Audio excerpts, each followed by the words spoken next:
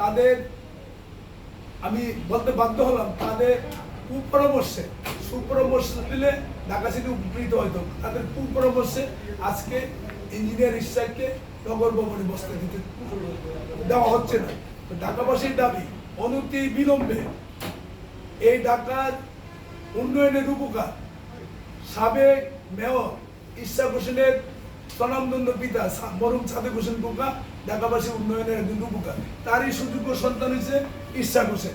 এই ইশাক হোসেনকে অনতি বিলম্বে আমরা পল্টনবাসীর পক্ষ থেকে এই নগর ভবনে দেখতে চাচ্ছি শপথ গ্রহণের মাধ্যমে। যদি কাল বিলম্ব করা হয় তাহলে পল্টনবাসীর পক্ষ থেকে আমি ঢাকাবাসীকে উদাত্ত আহ্বান জানাচ্ছি, আপনারা রাস্তায় নেমে আসুন এবং আমাদের ন্যায্য দাবি নগরবাসীর উন্নয়নের জন্য ইশাককে মেয়র হিসাবে আমরা অনতি বিলম্বে দেখতে চাচ্ছি।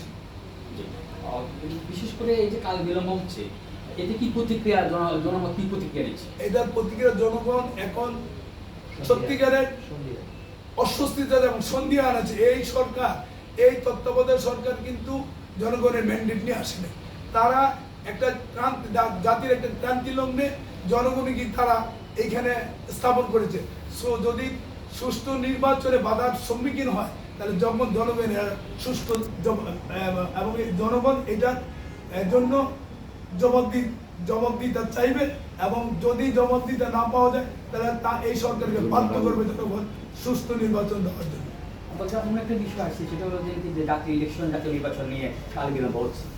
আপনার তো দীর্ঘদিনে নির্যাতিত, দীর্ঘদিনে নিপীড়িত, কি মনে করছেন বিষয়টা কেমন?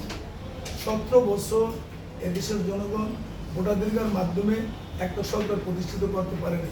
জনগণের দাবি সুষ্ঠু নির্বাচনের মাধ্যমে এবং তাদের ভোটাধিকার প্রয়োগের মাধ্যমে একটা সরকার এই বাংলাদেশের সর্বোচ্চ বাংলাদেশের সরকার পরিচালনা করবে এবং সেই কাঙ্ক্ষিত লক্ষ্যে যদি জনগণ না যেতে পারে তাহলে আমার মনে হয় অতি দ্রুত জনগণ রাস্তায় নেমে আসবে এবং এই তত্ত্বাবধায়ক সরকারকে জনগণ বাধ্য করবে সুষ্ঠু নির্বাচনের মাধ্যমে আপনারা সুষ্ঠু নির্বাচন দেওয়ার জন্য।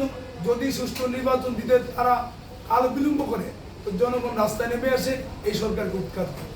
আপনার সাহেব আপনার মূল্যবান সময় দেওয়ার জন্য আমাদের পক্ষ থেকে আপনাকে অনেক ধন্যবাদ। Thank you.